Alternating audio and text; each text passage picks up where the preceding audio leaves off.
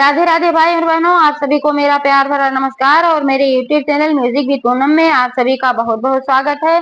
आज मैं अवसान माता की एक बहुत ही सुंदर सी कथा लेकर आई हूं, जो एक सास और बहू पर आधारित कहानी है।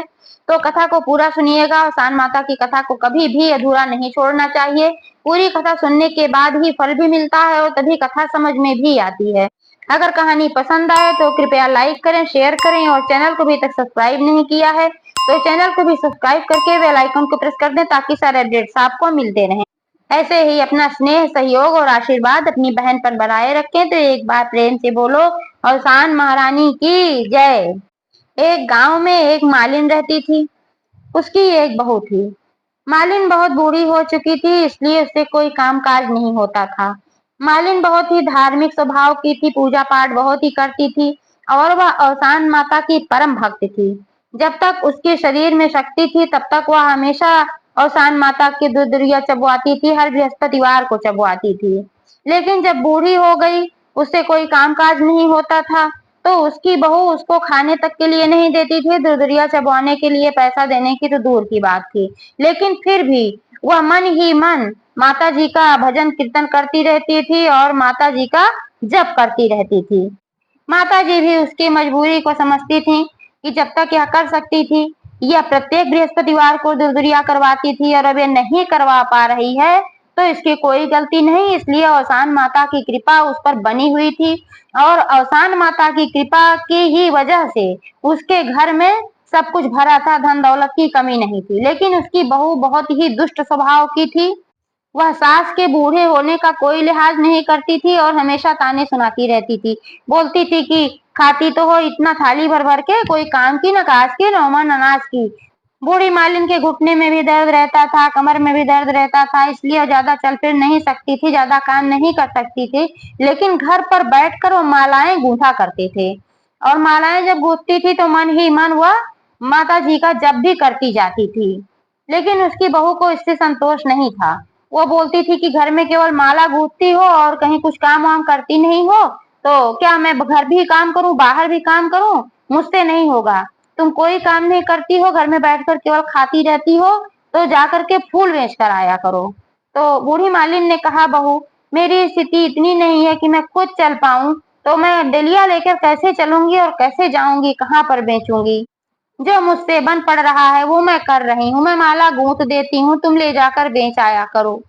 तो उसकी बहू ने कहा कि हाँ हाँ, खाने के लिए तो नहीं बूढ़ी हुई हो, एक एक थाली भर के खाती हो और जब काम करना है तो बता रही हो कि बूढ़ी हो गई हो। पेट में तो नहीं ना दर्द है, केवल घुटने में दर्द है। तो जब घुटने में दर्द है और पेट में दर्द नहीं है तो पेट के लिए काम करना पड़ेगा। जा करके आप फूल माला बेच कर आया करो और मैं घर का काम देखूंगी और मैं बाहर नहीं जाऊंगी, अब कि बाहर का भी मैं देखूं अंदर का भी मैं देखूं। कल से फूल माला बेचने तुम ही जाओगी। अब बुढ़िया बेचारी बहुत परेशान हुई, उसने सोचा कि मैं कैसे जाऊंगी। वो चल ही नहीं पाती थी, चलती थी तो उसके पैर लड़खड़ाते थे और किस तरीके से डलिया लेकर फूल माला बेचने जाती। लेकिन उसकी बहू ने कहा अगर नहीं जाओगे तो फिर तुम्हारा खाना पानी सब बंद। तो बेचारी करती क्या, मरता क्या ना करता। उसने डलिया उठाया और चल पड़ी बेचने के लिए। उसके कदम लड़खड़ा रहे थे, सिर भी हिल रहा था, डलिया उसके ऊपर रखने की वजह से गर्दन उसकी डगमगा रही थी। उसके बस का कुछ हो ही नहीं रहा था, लेकिन बेचारी गिरती पड़ती आगे बढ़ी। बुढ़िया मालिन थोड़ा आगे बढ़ी तो उसको नीम का एक वृक्ष दिखाई दिया। उसके नीचे एक चबूतरा बना हुआ था। वह देवी जी की चौरी थी, वहां पर देवी जी का स्थान था। तो वहां पर बहुत सारी औरतें आती थी, पूजा पाठ करती थी। तो बूढ़ी मालिन ने सोचा कि अब मैं कहीं आगे तो जा नहीं पाऊंगी, इसी नीम के पेड़ के नीचे बैठ जाती हूँ। यहाँ पर जब औरतें आएंगी पूजा पाठ करने तो यहाँ पर फूल माला खरीद लेंगी। ऐसा विचार कर बुढ़िया वहीं पर नीम के पेड़ के नीचे बैठ गई। तो औरतें तो बहुत आई वहां पर पूजा पाठ करने के लिए, लेकिन जो भी औरतें आई सभी अपना माला फूल लेकर आई, किसी ने खरीदा ही नहीं। इससे बुढ़िया बहुत निराश हुई और बहुत परेशान भी हुई। उसने सोचा कि अब मैं आगे तो जा नहीं सकती हूँ और वापस भी घर नहीं लेकर इसको जा सकती हूँ, ऐसे जाऊंगी तो बहू मारेगी डांटेगी भी और खाना भी नहीं देगी, अब मैं क्या करूं? वहीं बैठकर बुढ़िया बेचारी मालिन बहुत रो रही थी, यही सब सोच सोच कर, और घर जा भी नहीं रही थी और धीरे धीरे शाम हो गई और वहीं पर बैठ कर रो रही थी। तब तक अवसान माता एक बुढ़िया माई के रूप में प्रकट हुई और उसके सामने आकर खड़ी हो गईं। अवसान माता ने कहा, हे बूढ़ी, तुम्हें क्या कष्ट है, तुम क्यों रो रही हो? तो बुढ़िया ने कहा कि हे बूढ़ी माई, आप कौन हैं और मुझे क्या कष्ट है, आप क्या करेंगी? मेरा कष्ट आप नहीं दूर कर सकती हैं, कोई भी नहीं दूर कर सकता है मेरा कष्ट। तो अवसान माता ने कहा, अरे बूढ़ी, बताओ तो क्या कष्ट है? अवसान माता तो सब कुछ जानती थी, भाई सर्वज्ञ हैं, देवी भगवती तो सब जानती हैं, लेकिन उन्होंने ऐसे उनसे पूछा, सोचा कि भाई ये खुद बताए। तो अवसान माता ने जब ऐसा पूछा तो बुढ़िया ने कहा कि ऐसी ऐसी बात है, मुझसे चला नहीं जाता और मेरी बहू है कि कहती है कि जा करके फूल माला बेच करके आओ, और मैं आगे नहीं जा पाती हूँ कहीं कि कहाँ मैं जाऊं फूल माला बेचने। यही मैंने देखा कि नीम का चबूतरा है, यहाँ देवी जी का स्थान है, तो सब लोग आएंगे पूजा करने, यही मेरा माला फूल बिक जाएगा। लेकिन यहाँ पर तो आई बहुत सारी औरतें पूजा पाठ करने के लिए, लेकिन किसी ने भी मेरा माला फूल नहीं खरीदा। इससे मैं बहुत परेशान हूँ कि मैं आगे जा नहीं सकती, वापस ये सब लेकर जाऊंगी तो वो जो है मेरी बहू मुझे बहुत डांटेगी और खाना भी नहीं देगी। अवसान माता ने कहा, तो इसकी क्या चिंता है, तुम्हारे सारे माला फूल मैं खरीद लेती हूँ, ले आओ दो। तो फिर मालिन बुढ़िया ने कहा कि आप इतना सारा माला फूल क्या करेंगी? तो अवसान माता ने कहा, मैं इससे भी ज्यादा ले सकती हूँ, मुझे बहुत जरूरत रहती है, मुझे बहुत अच्छा लगता है माला फूल, लाओ पूरी डलिया का माला फूल मुझे दे दो। तो अवसान माता ने उसका सारा माला फूल खरीद लिया और उसके बदले में उसको पैसा दे दिया। और अवसान माता ने कहा, अब तुम रोज यहाँ पर आया करो और रोज तुम फूल माला यहाँ बेचा करो, मैं तुम्हारा सब खरीद लिया करूंगी, तुम्हें परेशान होने की कोई जरूरत नहीं है। तो बुढ़िया ने कहा, ठीक है, आपका बहुत बहुत धन्यवाद, नहीं तो मैं कहाँ जाती। बुढ़िया ने पैसा लिया, टोकरी उठाई और गिरती पड़ती घर तक पहुंची। घर पहुंची तो उसकी बहू ने कहा, क्या हुआ, माला फूल बेच के आई, पैसे लाओ। तो बुढ़िया ने जो पैसे थे सब अपनी बहू को पकड़ा दिए। ऐसे ऐसे वो रोज माला फूल बेचने जाने लगी। तो एक दिन तो भाई लेट हो गया था, शाम हो गई थी, तो बुढ़िया की बहू ने कुछ नहीं पूछा। लेकिन फिर जब अगले दिन हो गई तो अवसान माता जैसे ही वहां गई, सुबह सुबह ही वो आ गई बुढ़िया के रूप में और सारा माला फूल खरीद लिया। तो जब बुढ़िया भाई सब कुछ बेच चुकी तो फिर अपने घर को चली गई। जब घर को पहुंची तो उसकी बहू ने कहा, आज तो तुम बड़ी जल्दी आ गई, माला फूल बेच कर फेंक के आई हो कि बेच के आई हो? तो बुढ़िया ने कहा, नहीं नहीं, मैं बेच के आई हूँ। तो उसकी बहू ने कहा, अगर बेच के आई हो तो पैसे लाओ मुझे दो। तो बुढ़िया ने पैसा निकाला और उठाकर अपनी बहू को दे दिया। इसको देखकर उसकी बहू बहुत आश्चर्यचकित हो गई। उसने सोचा, इतनी जल्दी इसने कहाँ पर बेचा? तो पूछा, तुम इतनी जल्दी कहाँ पर बेच के आती हो? तो बुढ़िया ने बताया कि तुमने मुझे भेजा था, मुझसे तो चला नहीं जाता, मैं बहुत परेशान रहती हूँ, लेकिन जबरदस्ती तुमने भेजा था तो मैं गई थी, यहाँ जो पास में नीम का एक पेड़ है वहीं पर मैं बैठ गई। मैंने सोचा कि औरतें आएंगी पूजा करने तो वहीं खरीद लेंगी। तो बहू ने कहा, वहां तो कोई नहीं खरीदता, मैं भी तो जाती हूँ लेकर के। तो फिर बुढ़िया ने कहा, हाँ कोई नहीं खरीदता, वहां कोई नहीं लिया, लेकिन एक बूढ़ी माई आती है और वही मेरा सारा फूल खरीद लेती हैं पूरी डलिया का, और एक ही बार में मेरा बिक जाता है। पहले दिन तो देर से आई थी और अब जब मैं जाती हूँ तो सुबह सुबह ही आ जाती हैं और मेरा बड़े ही आराम से बिक जाता है। तो बहू ने कहा, बहुत अच्छी बात है, कम समय में बेच के चली आती हो, ठीक है। अब जब घर पे चली आती हो, खाली हो जाती हो तो फ्री बैठी रहती हो, जरा बगीचे की देखभाल कर लिया करो। तो सास ने कहा, यानी कि बूढ़ी मालिन ने कहा, बहू मैं बहुत परेशान रहती हूँ, मैंने तुम्हें बताया ना कि मेरे घुटने में दर्द है, मेरी कमर में दर्द है, मैं कैसे बगीचे की देखभाल करूंगी? तो बहू ने कहा, करना ही क्या है, थोड़ी सी गुड़ाई निराई करना है, थोड़ा पानी वगैरह डालना है, कटाई छटाई कर देना है, और क्या करना है, बैठे बैठे सब नहीं कर सकती हो, खाली नौमन खाना ही जानती हो। ऐसी ऐसी भाषा वो बोलती थी कि उसका कलेजा छलनी हो जाता था, लेकिन क्या करे, बेचारी मजबूर थी। उसका बेटा भी जो था वो भी अपनी पत्नी की ही बात मानता था, वो भी बोलता था कि हाँ काम काज करो घर पे, खाली बैठी रहती हो, शरीर में जंग लग जाएगा। बूढ़ी मालिन के शरीर में इतनी शक्ति तो थी नहीं कि वह बागवानी कर पाती, गुड़ाई निराई कर पाती, पानी डाल पाती पौधों में। तो वह बहुत ही परेशान हुई, वह कर ही नहीं पा रही थी, किसी तरीके से माला फूल तो बेच कर आ जाती थी, क्योंकि अवसान माता ने उस पर कृपा की थी और अवसान माता ही बुढ़िया के रूप में आती थी, खरीद कर ले जाती थी। लेकिन अब गुड़ाई निराई वो कैसे करे, बहुत परेशान हो गई। एक दो दिन उसने कोशिश किया लेकिन उससे हो नहीं पाया। जब उससे नहीं हो पाया तो उसकी बहू उस पर बहुत ही गुस्सा हुई। उसने कहा, अब तुम जब कुछ काम नहीं कर सकती हो तो सिर्फ घर में बैठकर खाओगी, इसलिए अब तुम इस घर से निकल जाओ। और उसने घर से अपनी सास को निकाल दिया।